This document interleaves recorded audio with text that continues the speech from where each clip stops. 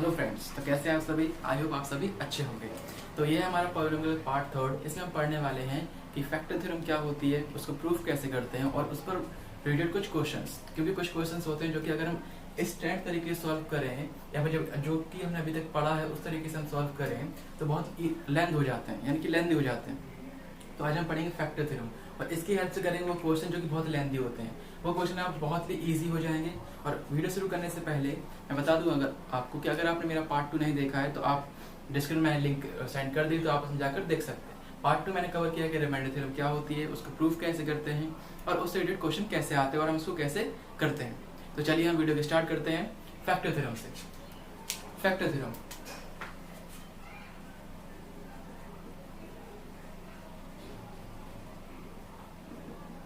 Factor theorem, जैसा कि आपको नाम से पता चल रहा है कि ये जो थ्योरम है वो डिपेंड है फैक्टर पे, यानी कहीं ना कहीं इसमें एक फैक्टर की बात कही गई होगी या फिर ये जो थ्योरम है वो फैक्टर पे ही बताई गई है। तो चलिए हम इसका स्टेटमेंट पढ़ते हैं। सबसे पहले इसमें ये मतलब है फैक्टर थ्योरम का, ये कहना चाहते हैं कि अगर px कोई पॉलिनोमियल है, let px be any polynomial of degree n which is equal to or greater than from 1, यानी कि अगर हम कोई पॉलिनोमियल ले लें px जिसकी डिग्री जो है 1 हो या फिर 1 से ज्यादा हो और एक एनी रियल नंबर ले लें। रियल नंबर मतलब सेट ऑफ और रेशनल प्लस इरेशनल नंबर, यानी कि रेशनल भी हो सकता है वो इरेशनल भी हो सकता है, लेकिन वो नंबर जो कि नंबर लाइन पर डिनोट किया जा सकता है या फिर पॉइंट आउट किया जा सकता है, यानी कि A B any real number. Then तो ये इनका फर्स्ट स्टेटमेंट है कि इफ पी ए वैसे क्या होता था, अगर आपने रिमाइंडर थ्योरम का वीडियो अच्छे से देखा होगा तो आपको पता होगा पी ए क्या होता था।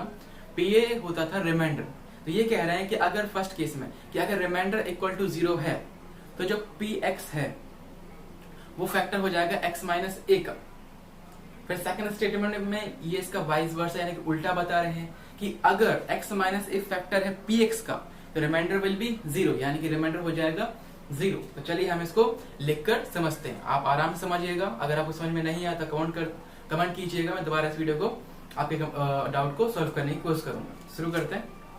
सबसे पहले फैक्टर थ्योरम हमने कहा कि सबसे पहले let px B any polynomial, let px B any polynomial. px कोई एक पॉलिनोमियल है of degree n greater than equal to 1, मतलब कि इसकी जो डिग्री या तो 1 होगी या 1 से बड़ी होगी। And a B any real number, a B any real number such that अब ये कह रहे हैं पहला केस उन्होंने ये कहा such that मतलब कि भी केस बताएं कि इस तरह से डिफाइन किए गए हैं कि पहला क्या हो जाएगा such that कह रहे हैं when pa इक्वल टू 0, जब pa इक्वल टू 0 होगा then x minus a is factor of px, यानी ये कह रहे हैं कि जब pa की वैल्यू 0 होगी। अच्छा, pa कैसे निकालते हैं, तो मैंने आपको बताया था कि जो पॉलिनोमियल दिया है px, अगर हम उसमें x की प्लेस पर a सब्स्टिट्यूट कर दें, x की प्लेस पर a सब्स्टिट्यूट कर दें तो जो वैल्यू आएगी उसको बोलते हैं pa। तो ये कह रहे हैं कि अगर वो pa 0 हो जाए तो जो x माइनस ए है वो कहलाएगा फैक्टर ऑफ px। तो आइए इस स्टेटमेंट को हम समझ चुके होंगे मेरे ख्याल से। अब दूसरे स्टेटमेंट देखते हैं। दूसरे स्टेटमेंट ये कह रहे हैं अब इसका उल्टा मतलब देखो अभी क्या था, अभी pa इक्वल टू 0 था तो x माइनस ए फैक्टर हो गया px का। अब क्या करेंगे, if x minus a, if कर लो या व्हेन कर लो, if x minus A is a factor of px then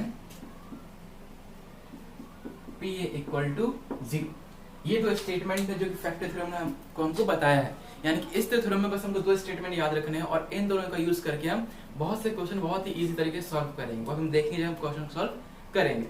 तो आइए, ये दो समझ में आ गए होंगे। मैं आपको एक बार फिर से बता देता हूं कि when pa जब 0 होगा तो x माइनस ए क्या हो जाएगा, फैक्टर हो जाएगा px का। when pa मैंने बताया कैसे निकालते हैं, by substituting x equals to a in the value of px ना। तो x माइनस a क्या हो जाएगा, फैक्टर हो जाएगा px का। नेक्स्ट स्टेटमेंट, अगर x माइनस a फैक्टर है px का, x माइनस a फैक्टर है px का, देन pa 0। अब सिंपल सी बात है, हम सब जानते हैं कि अगर किसी को ध्यान हो, जो pa होता था वो क्या होता था हमारा, रिमाइंडर। अभी मुझे सिंपल सी बात बताओ, जो हम पढ़ते आ रहे हैं कि जब रिमाइंडर 0 होता था तो जिससे हम डिवाइड करते थे वो क्या कहलाता है, उसका फैक्टर। हम ये जानते हैं ना, जैसे कि मैं आपको नंबर से समझाऊं, अगर हम 6 से 18 को डिवाइड करें तो 6 3 18 होता है, रिमाइंडर 0 बच रहा है, यानी कि जो 6 है वो 18 का फैक्टर ही तो है। यही मतलब होता है ना फैक्टर का, तो कि जब हम उसको डिवाइड करें तो रिमाइंडर 0 है। बस यहाँ पर रिमाइंडर शो हो रहा है pa से, तो देखो जब रिमाइंडर 0 है तो x माइनस से फैक्टर होगा, यही स्टेटमेंट बन रहा है। अब क्या कह रहे हैं, अब कह रहे हैं अगर x माइनस से फैक्टर है px का, मतलब कि अगर 6 जो है वो फैक्टर है px का, 6 फैक्टर ऑफ है 18 का, तो हम जानते हैं रिमाइंडर कितना हो जाएगा, रिमाइंडर इक्वल 0, हम ये जानते हैं। अब हम इसको प्रूफ करेंगे। अब कैसे प्रूफ करेंगे तो मैं आपको समझाता हूँ कि इसको जो हम प्रूफ करने वाले हैं with the help of remainder theorem, मतलब कि रिमाइंडर थ्योरम के हेल्प से हम इसको प्रूफ करने वाले हैं। मैं फिर से बोलूंगा, अगर आपने रिमाइंडर थ्योरम का वीडियो नहीं देखा है तो आप देखें उसको देखने के बाद ये जो प्रूविंग है और जो स्टेटमेंट है आपको और अच्छे समझ में आएंगे। चलिए तो हम इसको रफ करते हैं और आगे बढ़ते हैं। तो इसका proof,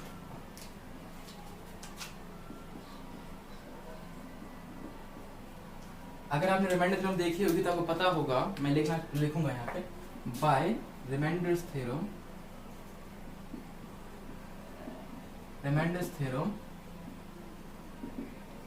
px equals to x minus a, px equals to x minus a into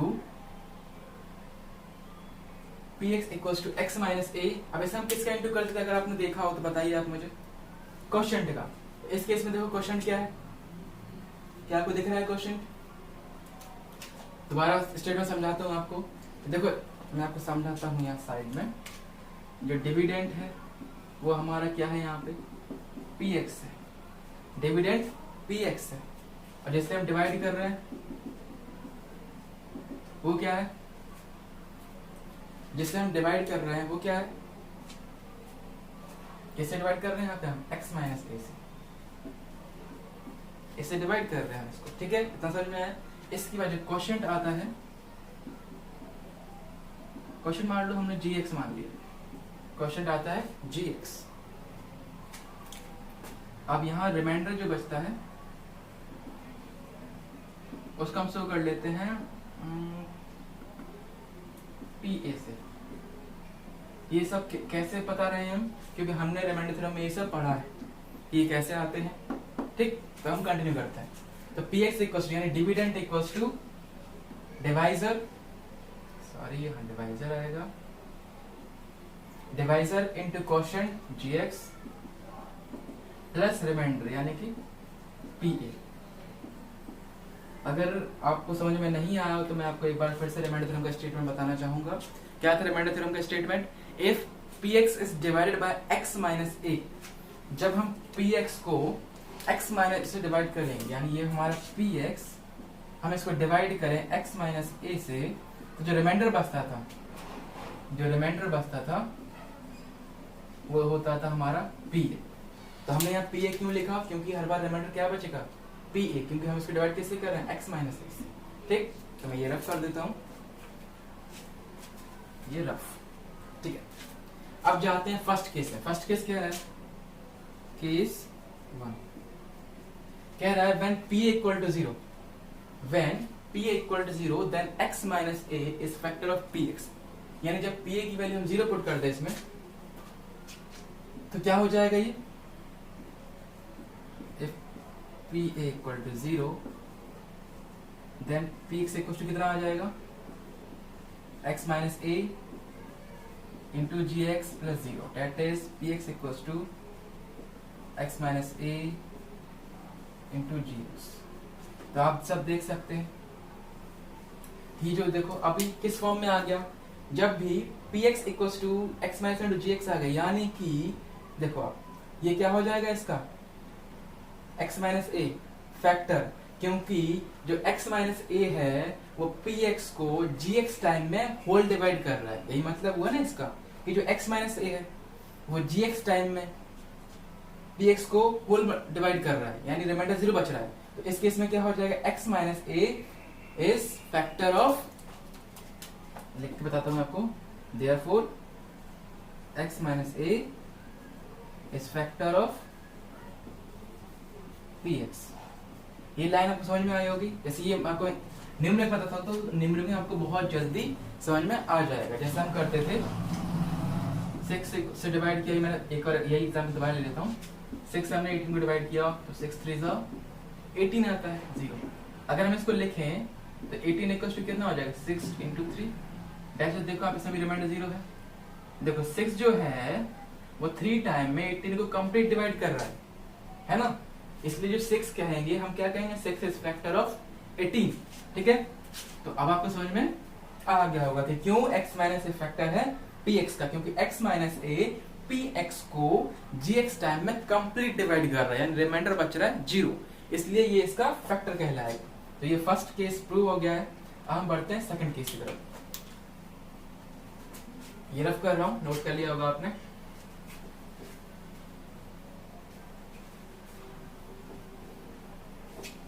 अब प्रूव करते हैं केस सेकंड। तो क्या है केस सेकंड? केस सेकंड क्या था हमारा, अगर आपको याद हो तो, कि अगर, लिख देता हूं मैं, रफ कर दिया, कि अगर if x minus A is factor of px then p equal to 0। ये था इसका स्टेटमेंट। तो देखो कह रहे हैं, देखो ये लाइन पढ़ेंगे हम, क्या कह रहे हैं कि जो x माइनस ए है वो फैक्टर है px का। तो क्या हम ये लाइन यहाँ पर डायरेक्ट लिख सकते हैं? इसमें भी यही शो हो रहा है कि जो x माइनस ए है वो फैक्टर है px का। दैट इज, इस लाइन से हम भी लिख सकते हैं, अगर फैक्टर तो रिमाइंडर 0 आएगा। That is px equals to x minus A into gx। इतना क्लियर है आपको? अब देखो ये जो जब भी एक एक्सप्रेशन लिखते हैं तो वो x की किसी वैल्यू के लिए ट्रू होता है। तो हम क्या करेंगे, हम क्या प्रूफ करना है, pa, कि pa की वैल्यू 0 है। तो जहां पर x से हम क्या कर देंगे, वहां पर a at x equals to a। देखो हम क्यों कर रहे हैं, क्योंकि हमको यहाँ पे a करना है। ये देखो pa इक्वल टू 0 प्रूफ करना, यानी अगर हम x की प्लेस पर a कर लें तो हो सकता है हमारा pa 0 आ जाए। तो करते हैं हम at x equals to a पे, तो pa आ जाएगा, pa equals to a minus a into gx, that is 0 into gx equals to 0, that is pa equals to 0। ये देखो सेकंड केस हमारा प्रूव हो गया। तो ये देखो हमारी पूरी रिमाइंडर थ्योरम स्टेटमेंट क्लियर हो गया और ये प्रूव भी हो गई। एक बार मैं आपको फिर से बताना चाहूंगा इसका स्टेटमेंट क्या था। फर्स्ट स्टेटमेंट कि अगर pa इक्वल टू 0 है तो जो हमारा x माइनस a है वो फैक्टर हो जाएगा px का। इफ pa 0, pa मतलब अगर रिमाइंडर 0 है तो जो x माइनस a है डिवाइजर है वो फैक्टर हो जाएगा px का, डिविडेंड का। ठीक है, नेक्स्ट स्टेटमेंट क्या था इसका कि अगर x माइनस a फैक्टर है, किसका फैक्टर है, px का, तो रिमाइंडर क्या आएगा 0, यानी कि ये रहा वो हमारा सेकंड वाला कि x माइनस a क्या था, फैक्टर था, तो ये लाइन आ गई।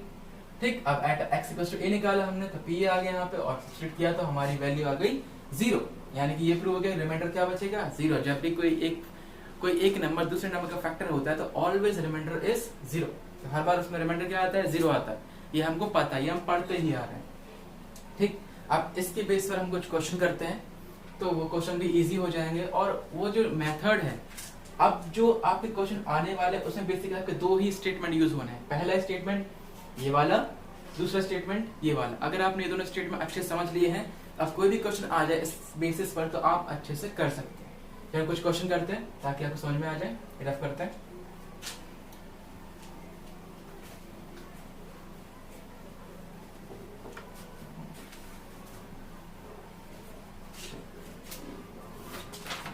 पहला क्वेश्चन है इसमें, examine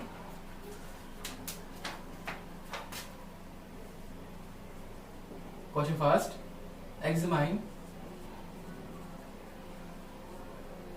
whether x plus 2 is a factor of x cube plus 3x square plus 5x plus 6, मतलब ये हमको बताना है कि ये इसका फैक्टर है या नहीं। तो देखिए हम करते हैं। तो अभी हमने पढ़ा कि if x plus x minus a is a factor of px then p equal to 0। अगर हम स्टेटमेंट फर्स्ट देखें उससे क्या था स्टेटमेंट फर्स्ट कि अगर स्टेटमेंट फर्स्ट यूज होगा या सेकंड यूज होगा, तो आप देख रहे होंगे सेकंड यूज हो रहा है। क्यों? क्योंकि इसमें हमको x प्लस ए कह रहे हैं कि इसका फैक्टर है, चेक एग्जामिन करना है वेदर। तो कुछ चेक करेंगे कुछ इस तरह। देखिए सबसे पहले हम इसका पी ए यानी कि अभी देखो स्टेटमेंट लिख के बताता हूँ मैं आपको। If x minus A is factor of p x then क्या था p इक्वल टू 0। ठीक, इतना क्लियर था। अब हम इसको इसमें अप्लाई करेंगे। ये हमारी थ्योरम्स का स्टेटमेंट है। ठीक है, अब इसको हम इसमें अप्लाई करेंगे। देखो कितना आ जाएगा, देखते हैं। सबसे पहले लेट कर लेते हैं। लेट px ये मान लेते हैं x cube plus 3x square plus 5x plus 6, ये हमारा है px, हमने मान लिया। अब देखो यहाँ पर देखो x माइनस ए है, अगर हम कंपेयर करें तो a की वैल्यू कितनी आ जाएगी। तो आप देख रहे होगे कि a की वैल्यू आ जाएगी माइनस का 2। कितना आ जाएगा की वैल्यू माइनस का 2 कंपेयरिंग करने पे। देखो अब x माइनस ए, अगर मैं अलग से करके दिखाऊं x माइनस ए कुछ कितना है x प्लस 2 है, कैंसिल। तो a minus a equals to 2, तो a इक्वल्स टू माइनस का 2। आप ऐसे भी कर सकते हो, ये आप एक नेसेसरी पार्ट नहीं है, करना की जरूरत नहीं है आपको, ये आप डायरेक्टली यहाँ से देख सकते हैं। ठीक, चल आगे करते हैं। तो हमने ये लिखा लेट px की तरह, हम लिख देंगे ये पूरी लाइन कि इफ हमारे पास क्या है x plus 2 is a factor of px then क्या 0 हो जाएगा। देखो एक कंपेयर करके बताया मैंने आपको कितना है माइनस 2 इक्वल टू 0। अगर ये इसका ये वैल्यू 0 आ गई यानी इसका फैक्टर है, अदरवाइज फैक्टर नहीं है। चलिए ठीक है, तो हम करते हैं p माइनस 2 की वैल्यू निकालते हैं। x की प्लेस पर माइनस 2, x की प्लेस पर माइनस 2 प्लस x की प्लेस पर माइनस 2 प्लस 6। ये देखो दोबारा बताता हूँ मैं, x की प्लेस पर माइनस 2 फिर उसका क्यूब प्लस 3 फिर x की प्लेस पर माइनस 2 फिर उसका स्क्वायर प्लस 5 x की प्लेस पर माइनस 2, इसमें कोई स्क्वायर नहीं है, सिर्फ 1 पावर है, और प्लस 6। अब इसको सिंप्लीफाई करते हैं। ये माइनस 2 का क्यूब 8 हो जाएगा, माइनस का 8, ये 3 का कितना आ जाएगा 4 आ जाएगा, और ये माइनस 10 आ जाएगा, और ये 6। ठीक, तो माइनस का 8 4 3 से 12 प्लस 6। अभी आप देखो कितना बचेगा, प्लस का 4, इनको सॉल्व करोगे तो माइनस का 4, ये 0, यानी कि p माइनस 2 हमारा आ गया 0। Therefore x plus 2 is a factor of px। I hope आपको समझ में आया होगा। समझ में आया हो तो जल्दी से आप एक बार और देख लीजिए। दोबारा बताता हूं मैं आपको। देखो इसमें कह रहा था कि चेक कीजिए कि x प्लस 2 इसका फैक्टर है या नहीं है। तो हमने क्या किया, रिमाइंडर थ्योरम का स्टेटमेंट यूज कर लिया। क्या था कि if x minus is the factor of px, अगर x माइनस ए px का फैक्टर है तो pa की वैल्यू 0 होगी।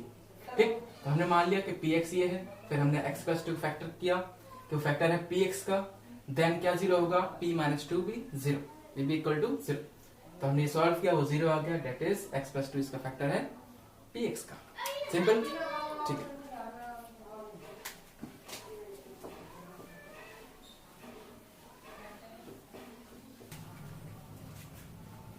आइए तो हम करते हैं नेक्स्ट क्वेश्चन। नेक्स्ट क्वेश्चन में क्या होगा, अभी मैं किस टाइप कर लिया कि अगर वो उसका फैक्टर होगा तो कैसे सॉल्व करेंगे।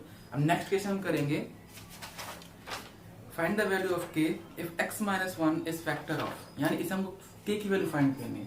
क्वेश्चन है find the value of k की वैल्यू फाइंड करनी है। देखो if x minus 1 is a factor of 4x cube plus 3x square minus 4x plus k. देखो find the value of k if x minus 1 is a factor of this. तो आपको second case याद होगा उसका, किसका, reminder factor theorem का। क्या कहता है फैक्टर थ्योरम सेकेंड केस में कि अगर मैं लिख के बताता हूं आपको, if x minus a is factor of px, px क्या था, पॉलिनोमियल, यानी कि x माइनस a अगर px का फैक्टर है तो जो pa की वैल्यू वो जीरो होगी, then pa equal to zero. ये हमने सेकंड केस पढ़ा था किसका, फैक्टर थ्योरम को। तो हम ये अप्लाई करने वाले, देखो x माइनस ए, यहाँ क्या है x माइनस 1, यानी a की प्लेस पे आ गया 1, और देन pa जीरो करना है, is the factor of this. देखो दोबारा बता दो अच्छे से कि अगर x माइनस ए फैक्टर है px का तो pa इक्वल टू जीरो। यहाँ क्या है, x माइनस 1 फैक्टर है इसका, तो p1 क्या हो जाएगा इसके लिए, जीरो। तो करते हैं इसका सॉल्यूशन। सबसे पहले इसको हम लेट कर लेंगे, लेट इसको क्या मान लें, px qs gx कुछ मान सकते हैं।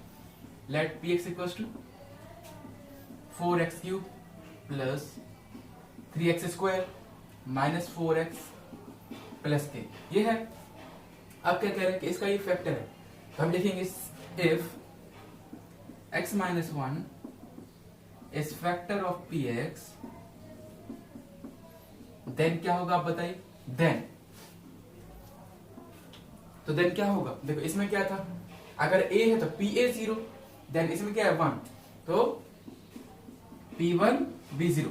हम इससे p1 रखेंगे x की प्लेस पर और उसको सॉल्व करेंगे, तो रखेंगे 1 क्या आ जाएगा 4, 1 का क्यूब प्लस 3, 1 का स्क्वायर माइनस का 4 और x की प्लेस पर से 1 प्लस के, ऐसा ही के प्लेस कुछ नहीं आएगा और इक्वल टू में जीरो। अब इसे हम सॉल्व कर लेंगे, तो 4, 1 का क्यूब तो 1 ही होता है, प्लस 3 का 1 का स्क्वायर 1 ही होता है, माइनस का 4 प्लस के इक्वल टू जीरो। 4 प्लस 3 ऐसे लिख देता हूँ समझने के लिए, 4 1 4, 3 1 3, माइनस का 4 प्लस के इक्वल टू 0। देखो प्लस 4 माइनस 4 कैंसिल, तो 3 प्लस के इक्वल टू 0, तो के की वैल्यू कितनी आ गई, -3। अब आपको समझ में आया हुआ, इस टाइप क्वेश्चन भी आप कर सकते हैं, बहुत ही इजी। ये मुझे टाइम लगा ज्यादा क्योंकि मुझे आपको कॉन्सेप्ट बताना पड़ा, क्योंकि अभी नए नए कर रहे हैं, लेकिन जब ये अच्छे से सीख जाओगे तो आपको मुश्किल से 10 या 12 सेकंड लगेंगे और ये क्वेश्चन बहुत ही इजी तरीके से हो जाएगा। अगर आपको समझ में आया होगा तो हम करते हैं अभी नेक्स्ट क्वेश्चन। नेक्स्ट क्वेश्चन को समझने से पहले हम कुछ एक और चीज समझते हैं, स्प्लिटिंग द मिडिल टर्म क्या होता है। क्या स्प्लिटिंग द मिडिल टर्म देखते हैं, वो हम पढ़ते आए हैं, लेकिन 8 तक हमने उसको ज्यादा नहीं पढ़ा है। क्या कि हमने 8 तक एक आधे क्वेश्चन किए, बाकी नहीं किए। तो मैं आपको डिटेल में बताऊंगा स्प्लिटिंग द मिडिल टर्म क्या होता है। स्प्लिटिंग द मिडिल टर्म,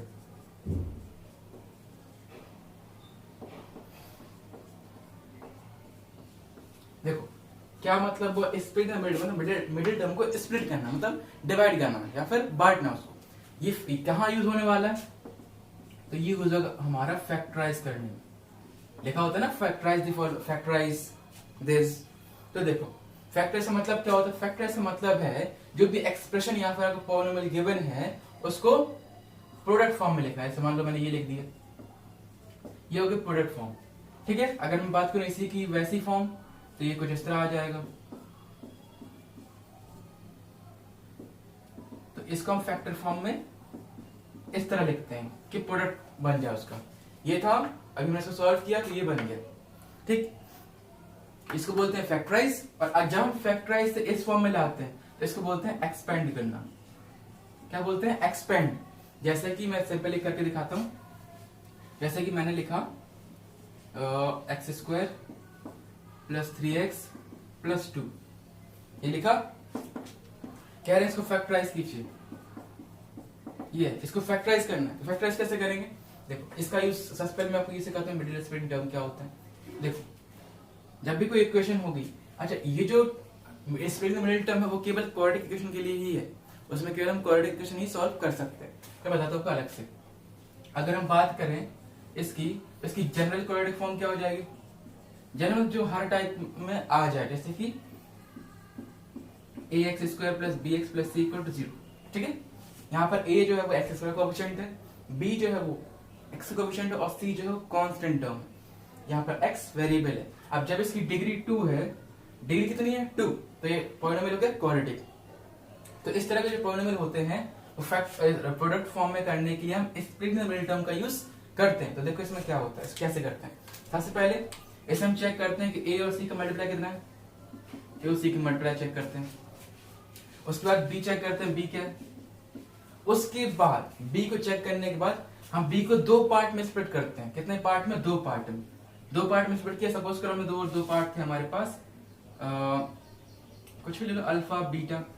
ठीक है, ये ग्रीक लेटर होते हैं, इनको हम प्रोनाउंस करते हैं अल्फा बीटा। एक और होता है गामा, ये आप याद रखना, ये आगे यूज होगा। ठीक है, तो अब देखो सिंपल सी बात, हमने b को 2 पार्ट में स्प्लिट किया, अल्फा बीटा। इनको प्लस या माइनस करने पे आना चाहिए हमारा b, और मल्टीप्लाई करने पे आना चाहिए a इंटू सी। तो इसमें चेक करते हैं, देखो इसमें a क्या है 1, b क्या है, देखते जाओ। a क्या होता था, एक्स स्क्वायर का कोएफिशिएंट, तो एक्स स्क्वायर का कोएफिशिएंट क्या है 1। b क्या होता था हमारा एक्स का कोएफिशिएंट, तो एक्स का कोएफिशिएंट क्या है 3। फिर अब निकालते हैं c, तो c कितना है कांस्टेंट है, देखो इसमें c लिखा है यहाँ 2 है। अब क्या चेक करेंगे हम a इंटू सी, तो a इंटू सी कितना है 1 इंटू 2 2, b कितना है 3। इतना समझ में आया होगा मुझे लगता है आपको अच्छे से। अब देखो b को 2 ऐसे पार्ट में स्प्लिट करना है कि मल्टीप्लाई करने पे 2 आ जाए और प्लस करने पे 3 आ जाए। तो आपको दिख रहा होगा, एक हम 2 करते हैं, 1 कर देते हैं। अब 3 कब आएगा, जब इनको हम ऐड करेंगे। ठीक है, 2 कब आएगा, जब मल्टीप्लाई करेंगे। तो ये अगर आपको ये समझ में आ गया होगा इतना, तो अब आगे करते हैं। देखो अब हम क्या करेंगे, px equal to x square को कुछ टच नहीं करेंगे, बस हम 3 के प्लेस पर 2 + 1 लिख देंगे। इतना समझ में आया होगा आपको। सम सॉल्व करेंगे, एक्स स्क्वायर आ जाएगा, ये कितना आ जाएगा, कितना आ जाएगा, पहले 2 का इसमें तो 2x, 1 का इसमें तो x प्लस 2। हम इन दोनों कॉमन देखेंगे, x कॉमन दिख रहा होगा, दोनों पास x है। अगर आपको कॉमन नहीं लेना आता है तो जो आपने कॉमन लिया उसको डिवाइड कर दो, एक्स स्क्वायर प्लस 2x, इसके अपन भी x कर दो, इसके अपन भी x कर दो।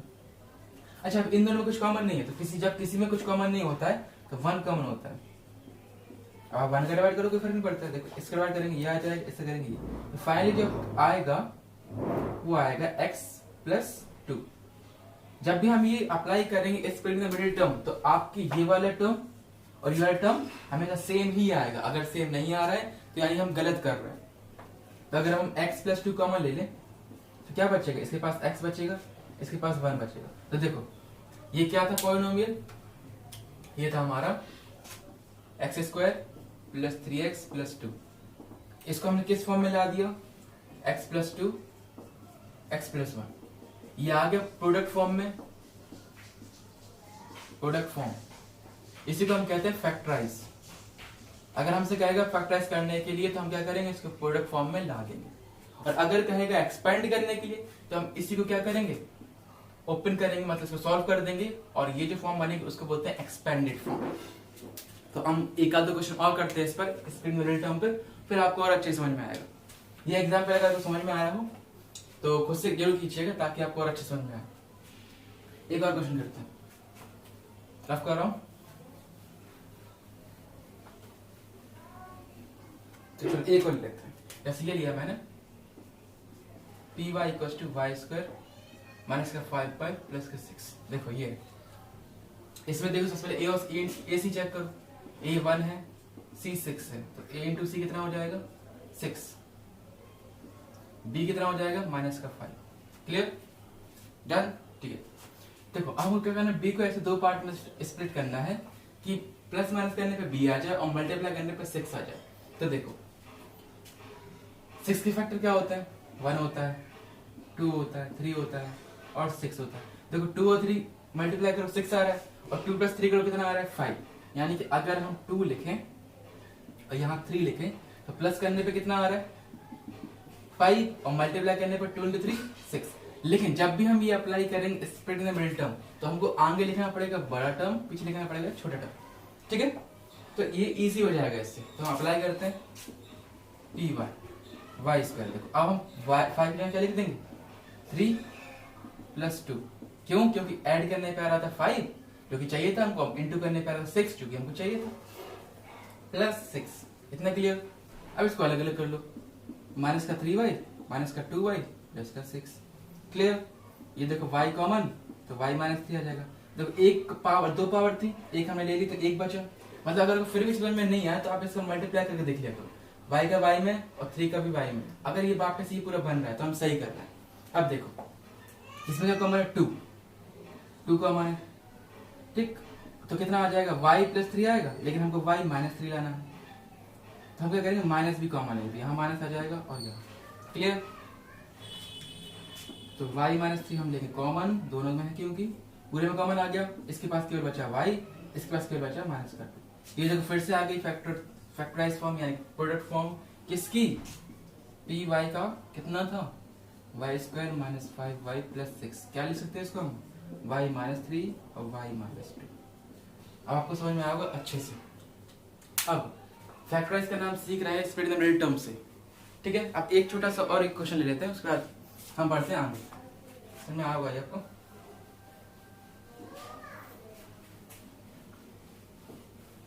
अब थोड़ा अच्छा सवाल लेते हैं। जैसे ये लिखा है p x equal to 6x square minus का 17x प्लस का 5 ले लेते हैं, ठीक है। तो इसमें देखो सबसे पहले जो मैं ये सब कर रहा हूँ, ए निकाल रहा हूँ, बी निकाल रहा हूँ, सी निकाल रहा हूँ, ये आपको समझाने के लिए निकाल रहा हूँ। आपको जब आप सॉल्व करोगे पूरा तो आपको ये सब नहीं लिखना है, आपको अपना डायरेक्ट ए इंटू सी को मन में कर लेना है, बी मन में कर लेना है और डायरेक्ट ये स्टेप शुरू करना है जो मैं थर्ड या फोर्थ या करके बताऊंगा आपको। सबसे पहले फिर से हम ए इंटू सी चेक करेंगे, 6 इंटू 5 30। बी चेक करेंगे, बी कितना है माइनस का 70। अब बी को इस दो पार्ट में मल्टीप्लाई करने पे आ जाए 30 और प्लस माइनस करने पे आ जाए 70। तो देख रहे होगे आप 30 का फैक्टर निकाले 1 2 3 और 4 से नहीं होगा 5 से हो जाएगा और 6 से हो जाएगा और 7 से नहीं होगा, 8 से नहीं होगा, 9 से नहीं होगा, 10 से हो जाएगा, उसके बाद 15 से होगा। तो 1 और 2 करने पे नहीं आ रहा है, 2 और 3 करने पे नहीं आ रहा है, तो ऐसे हमको चेक करना पड़ता है। लेकिन आपको इसके अप्रॉक्स में चेक करना है क्या है।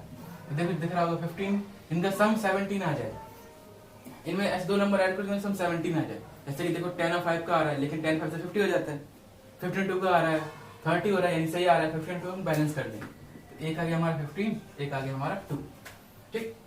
अब यहाँ देखो 6x स्क्वायर माइनस 17 की प्लस पे क्या 15 प्लस 2 और ये x प्लस 5। क्लियर। आपको अगर सीख चुके हो तो आपको ये सब नहीं लिखना है, आपको डायरेक्ट ये लाइन लिखनी है इसके बाद, ठीक है। कितना आ जाएगा 6x स्क्वायर माइनस का 15x माइनस का 2x प्लस का 5, इतना आ जाएगा। इसके बाद क्या कॉमन है इसमें देखो 3 2 6 3 5 15, तो एक 3 कॉमन है और एक x कॉमन है। कितना आ जाएगा 3 2 x x 2 6 और एक x माइनस 3 5 15। अब इसको देखो, इसमें देखो सब सेम है, बस हमको क्या करना है, अगर हम माइनस कॉमन ले लें 1 कॉमन ले लें तो कितना बचेगा माइनस का 2x प्लस का 2x हो जाएगा और प्लस का है वो माइनस का हो जाएगा। तो मैंने आपको बताया कि समझ में नहीं आया तो वापस से इसका मतलब इसमें करो, अगर ये बन रहा है तो हम सही कर रहे हैं। अब दोनों में क्या कॉमन है देखो 2x माइनस 5 को दोनों कॉमन दिख रहा हूँ, तो हम लेते हैं 2x माइनस 5 और इसको लेते हैं 3x माइनस 1, ये भी फैक्टराइज हो गया। क्या था हमारा px 6x square minus 17x plus 5 किसकी इक्वल हो गया 2x माइनस 5 और 3x माइनस 1, ये आ गया हमारा, ठीक है। इतना आपको समझ में आया होगा। आई होप आपका पूरा एक्सपेरिमेंट टर्म प्रोसेस समझ में आ गया होगा। चलो हम बढ़ते हैं आगे।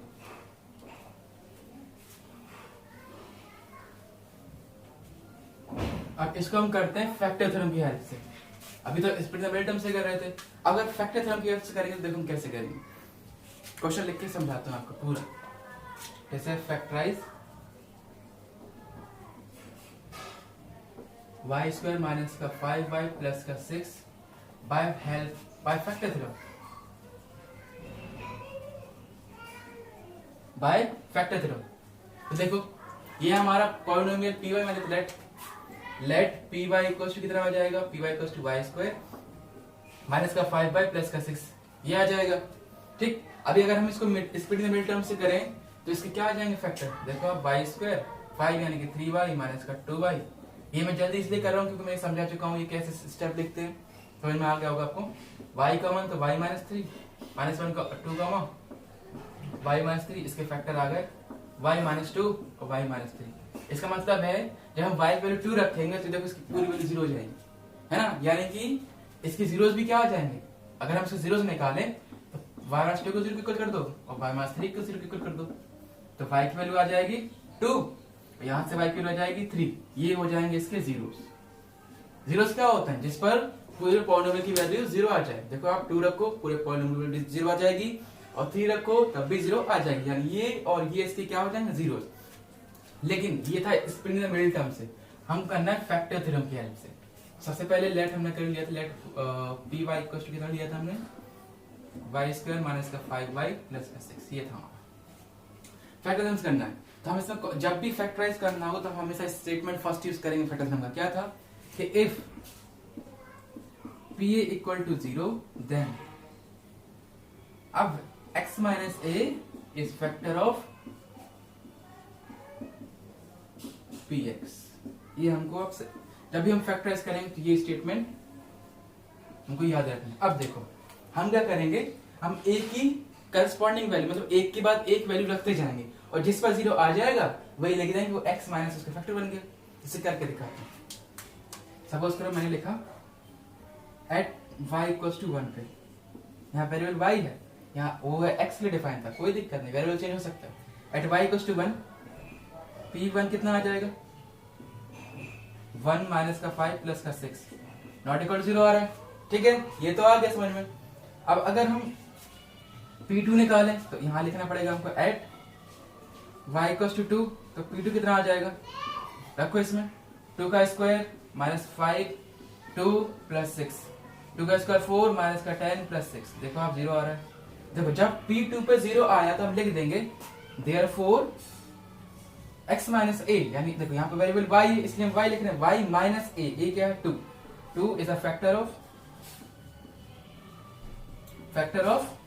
p1। इतना समझ में आया होगा, आप इसको नोट कर लो।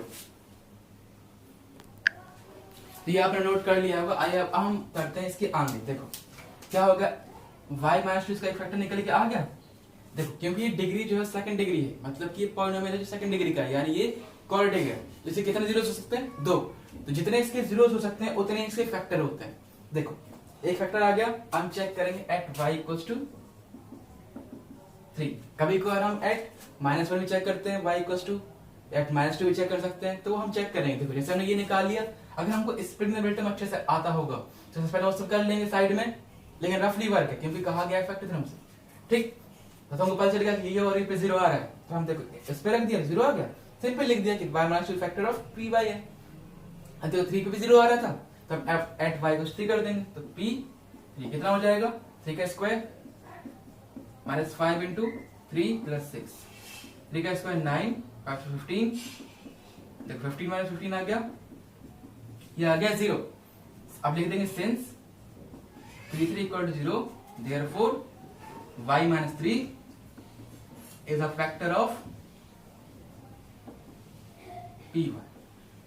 तो अब यहां लिखता हूं साइड में देयरफॉर क्या आ जाएगा, py equals to y square minus का 5y इक्वल्स टू क्या लिख सकते हैं हम, एक फैक्टर आएगा y माइनस 2 हमारा और एक फैक्टर आया y माइनस 3। तो ये हो गया फैक्टर थ्योरम से खत्म। ये करना है आपको अब समझ में आ गया होगा।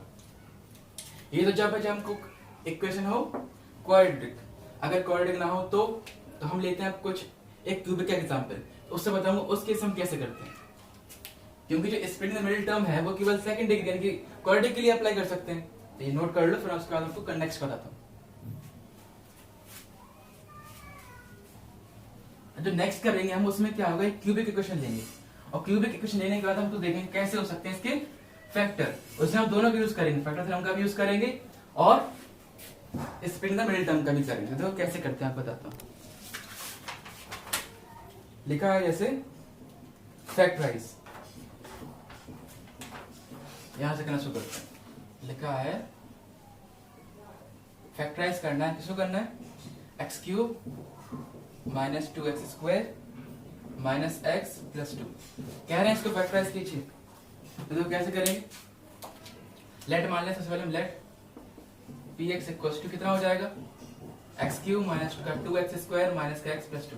अब देखो ये क्वेश्चन है क्यूबिक, तो मैं आपका प्रोसेस बताऊं कि हम कैसे करने वाले हैं। सबसे पहले हम फैक्टर थ्योरम के यूज से इसका एक जीरो फाइंड कर लेंगे। एक जीरो फाइंड करने के बाद हम फिर इसको डिवाइड कर देंगे, ठीक है, उस फैक्टर से इस पूरे पॉलिनोमियल को। और डिवाइड करने के बाद जो क्वोशिएंट आएगा, रिमाइंडर तो जीरो आएगा क्योंकि इसका फैक्टर है, तो जो क्वोशिएंट आएगा उसको कर लेंगे हम स्प्लिट टर्म से फैक्टराइज। वहां से 2 मिल जाएंगे, यहाँ से 1 मिलेगा, 3 होगा फैक्टर, हमारा कंप्लीट हो गया। करके दिखाता हूँ। देखो पी एक्स कितना है, आप चेक करेंगे फिर से, eight x equals to 1, P1 कितना आ जाएगा, 1 का क्यूब माइनस 2, 1 का स्क्वायर माइनस का 1 प्लस का 2। क्लियर, सॉल्व करें। 1 माइनस 2 माइनस 1 प्लस 2, देखो प्लस का 1 कैंसिल, प्लस का 2 माइनस 2 कैंसिल, 0 आ गया। सिंस P1 की वैल्यू क्या है, 0, देयरफॉर फैक्टर थ्योरम यूज कर रहे हैं पूरा। अगर आपने फैक्टर थ्योरम अच्छे से आई होगी तो अब आपको कोई हार्ड लग रहा होगा। अगर P1 0 है तो x minus 1 is factor of Px। अब देखो एक फैक्टर तो पता चल गया हमको, हम क्या करेंगे, इस एक फैक्टर से इसको हम डिवाइड कर देंगे, x माइनस 1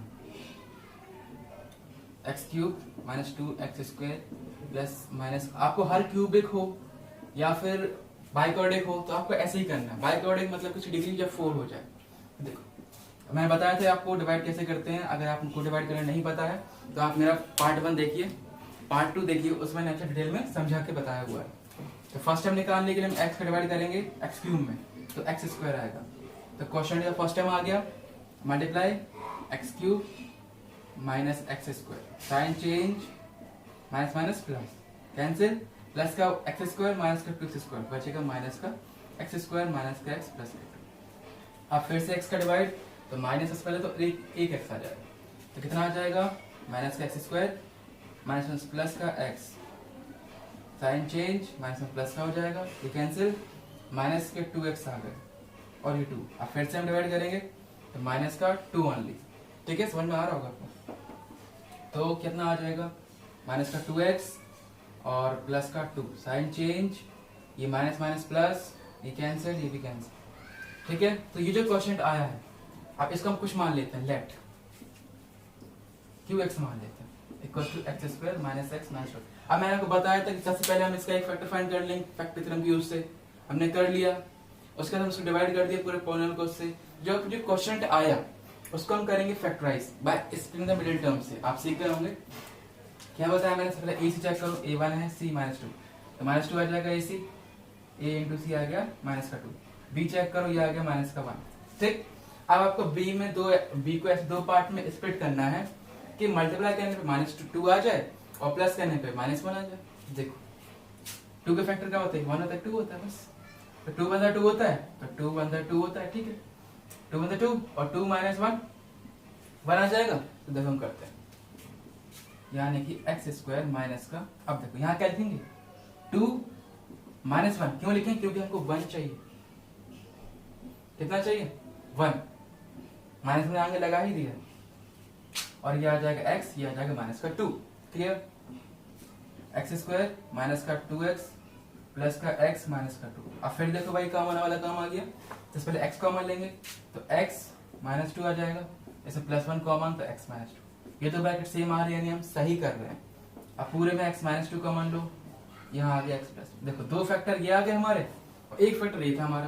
तो देयरफॉर जो x cube minus 2x square minus x plus 2 है, उसका फैक्टराइज फॉर्म क्या हो जाएगा, first factor x minus 1, second factor x minus 2, x plus 1, ये हो गया फैक्टराइज। आई होप आपको ये सब समझ में आया होगा। इतना ही होता है इसमें, क्यूबिक ही सॉल्व करना है आपको, ठीक है। हर टाइप क्वेश्चन मैं आपको करा चुका हूँ, उसमें कोई भी क्वेश्चन टाइप रह नहीं गया है। तो बेसिकली जितने फैक्टर थ्योरम में क्वेश्चन हो सकते थे पॉसिबल, और वो सारे मैंने इसमें कवर कर दिए इस वीडियो में, ठीक। अब आगे मेरे चैनल बने रहिए आप, नेक्स्ट लेक्चर लेकर आऊंगा मैं आपको इसके आगे का, वो आएगा आपका अलजेब्रिक आइडेंटिटीज का। जब तक आप मेरे चैनल को सब्सक्राइब कीजिए, लाइक कीजिए। तो ये आपको समझ में आया होगा। एक बार फिर से बता देता हूँ। देखो यहाँ क्यूबिक थी, हमने क्या किया, पहले फैक्टराइड थ्योरम का यूज करके एक जीरो निकाल लिया इसका, वो आया x-1, फिर हम उसको x-1 से कर दिया डिवाइड, तो जो क्वोशिएंट आया उसको फिर हम फैक्टराइज कर लिए। फैक्टराइज करने में इसके दो फैक्टर यहाँ से मिल गए, तो हमने डायरेक्ट लिख दिया कि इसके फैक्टर है, खत्म। तो ये आपको समझ में आया होगा। चलो आज इतना ही, मिलते हैं नेक्स्ट वीडियो में। Thank you.